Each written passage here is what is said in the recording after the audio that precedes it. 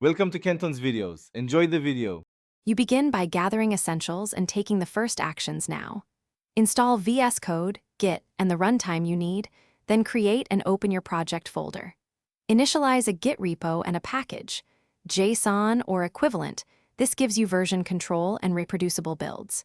Choose your engine or framework and scaffold minimal files so the app runs.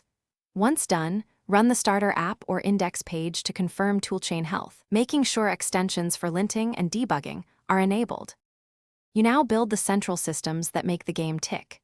Implement a clear project structure, separate source, assets, and scenes, then code the game loop, input handlers, and asset loader so things load predictably. Integrate scene or state management and wire up UI and audio.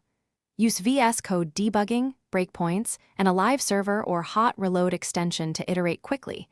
This saves hours of restart time. Make automated scripts for building and packaging, so every run is reproducible and testable. You finish by polishing, building, and validating across targets.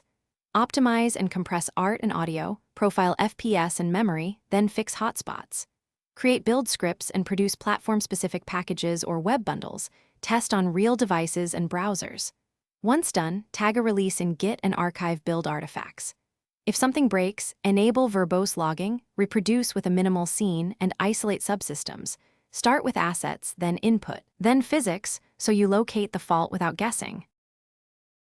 Thanks for watching. Consider subscribing if we helped you.